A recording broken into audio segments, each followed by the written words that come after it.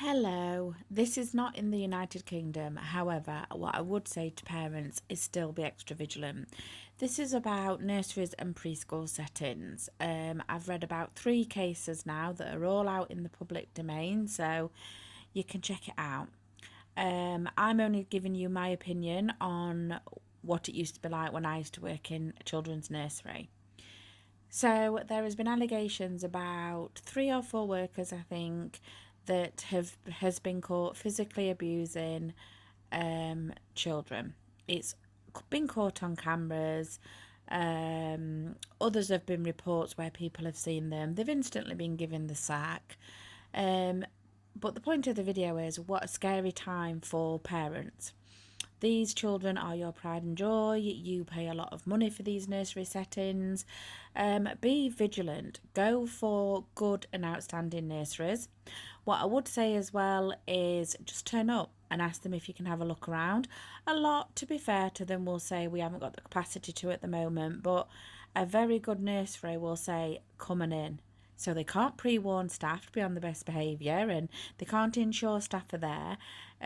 You turn up there, the head lets you walk round. They've got absolutely nothing to hide, have they? Have a look at their Ofsted reports online. Ask about children's ratios, and look at the layout as well of these nurseries. All changing areas now should be and have been when I was working there, all open planned. You can see they are private to a certain extent, but what I mean is when you've got a worker in there changing, they are still visible to other workers. And again, there has been unfortunately cases of things like that happening as well. But a lot of good nurseries now have CCTV. Now, when it was my time in a nursery, a lot of people didn't like the idea of this. But my question is, if you've got nothing to hide and you're doing everything by the book, you're on the floor, you're playing with the children, you're engaging with the children and they're learning, etc., you've got nothing to hide. And it also protects you from allegations, doesn't it? Some 3, 4-year-olds, they say things without thinking and they could accuse you of doing something. You've got your CCD there, it covers you as well, but it's also there for the parent. Unfortunately, the one I have just heard about was negligent in a form, because what had happened was they did have cameras, but nobody checked the cameras.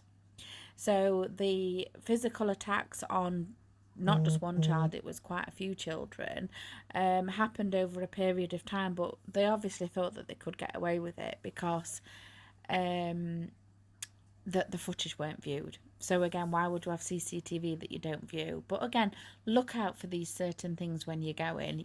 Check out the Ofsted report, check out the layout, check out the nursery grounds are secure, and do your research. And your gut is a prime example of whether you get a feel for the nursery. You walk in a nursery setting and you feel at home, you feel, that is a good indicator that you're onto a good nursery here. Also, what happens when you go and collect them? Are the nursery nurses actually on the floor playing with the children, or are they all in a huddle doing whatever they're doing? Because again, you could have a lot of accidents. They tend to bite at that age. If it don't feel right, then get them out. They're not all bad. They do get a bad reputation. It's a hard job, it's a rewarding job, but again, for you as parents, I cannot even begin to imagine where parents have dropped these children off at school and then that's it, and then somebody's been held responsible because the DBS has not been checked properly or it hasn't gone in. They have to have clear DBSs to work with children.